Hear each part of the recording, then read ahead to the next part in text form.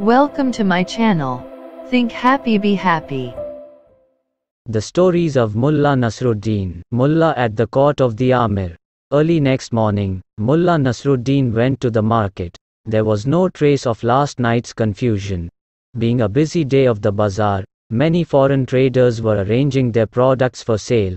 As Mulla went through the market, he saw many people gathered at a place. They were there to see the Amir deliver justice.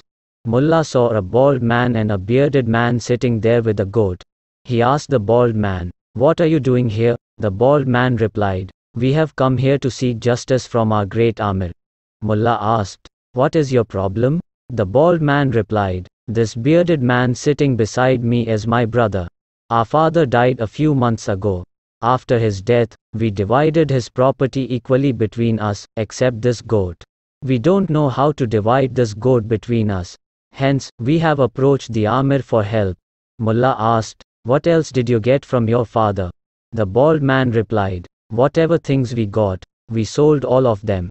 And we have saved the money thus got to fight the case for the custody of this goat." Mulla saw that the goat was very, very hungry.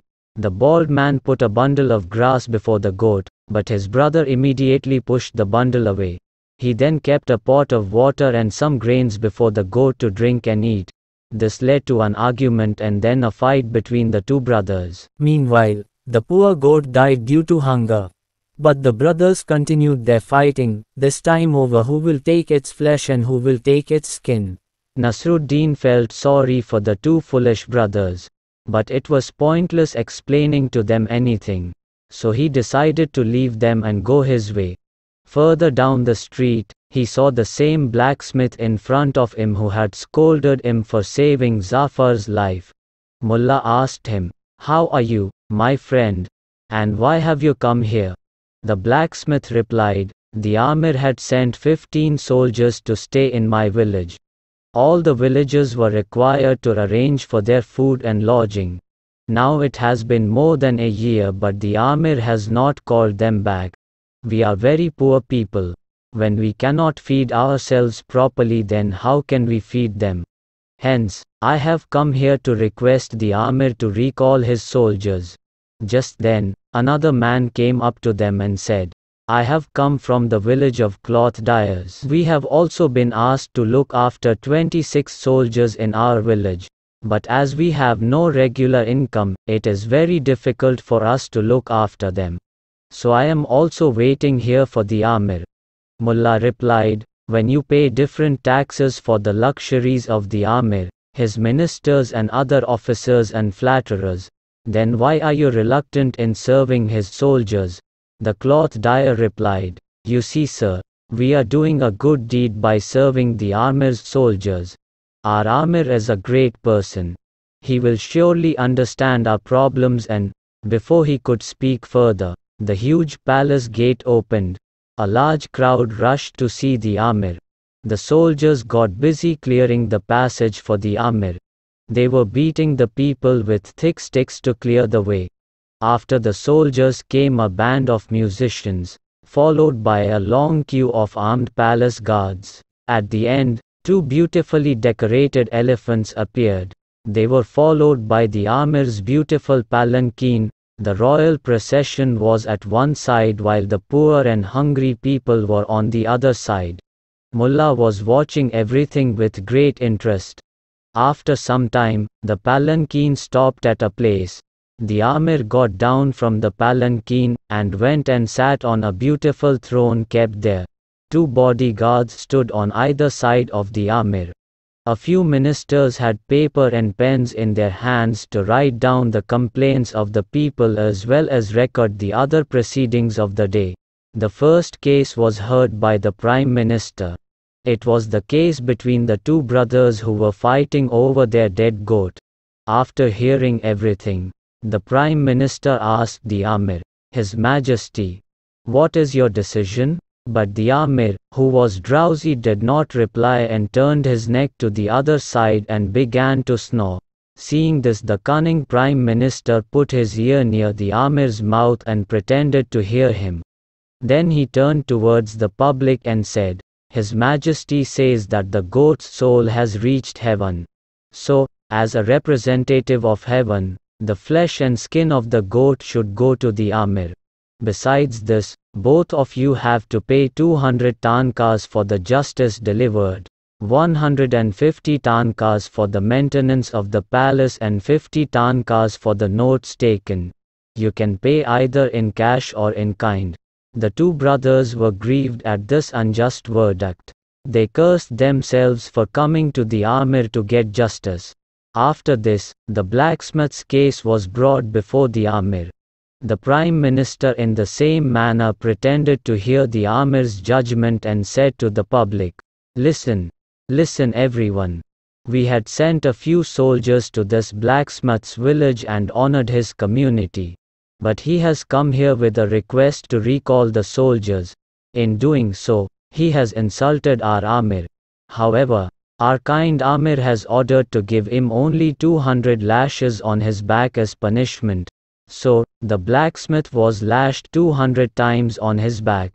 His back bled badly. When the cloth dyer saw the condition of the blacksmith, he decided to return to his village. Many similar cases were heard by the Prime Minister instead of the Amir, and every time, without thinking, he ordered to give lash strokes as punishment, no matter who it was. By now Mulla was filled with great anger and hatred. He realized that the Prime Minister and the other officers were there only to fill their pockets, and the Amir was a puppet in their hands.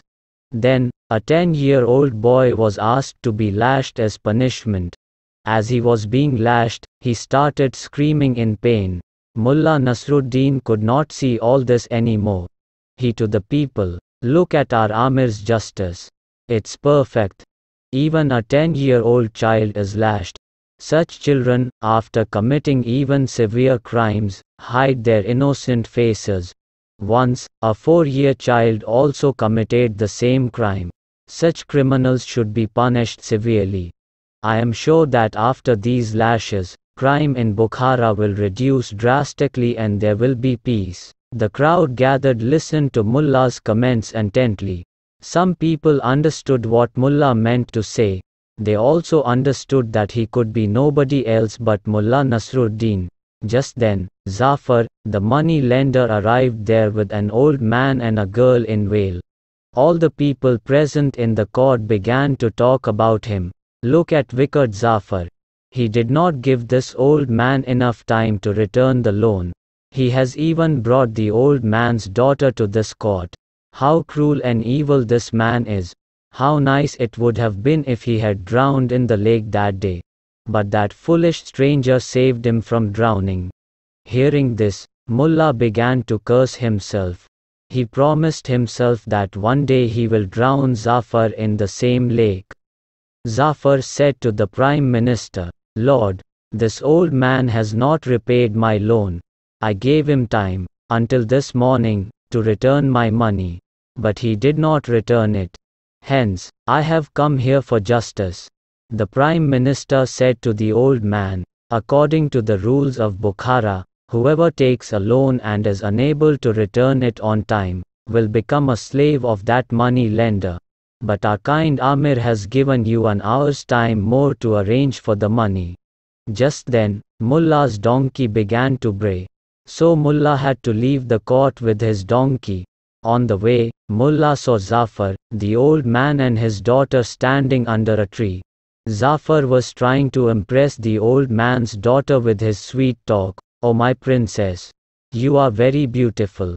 This 1 hour is like 1 year for me. For so many years, your father could not arrange the money. So how will he arrange it in 1 hour? After this 1 hour, you will become mine forever. I shall keep you as a queen and treat your father with respect." Zafar wanted to remove her veil, but she did not allow him to do so. Then by chance, the veil slipped from her face and Mulla saw her beautiful and innocent face. Now he began to hate Zafar even more. When Zafar was gone, he walked up to the old man and started talking with him. He came to know that the old man had taken 400 tankas from Zafar. He promised both the father and daughter that he will arrange the money within the hour and free them from the clutches of wicked Zafar. Please subscribe my channel and encourage me to upload more videos. Like, comment, share, subscribe and press the bell icon and never miss another update.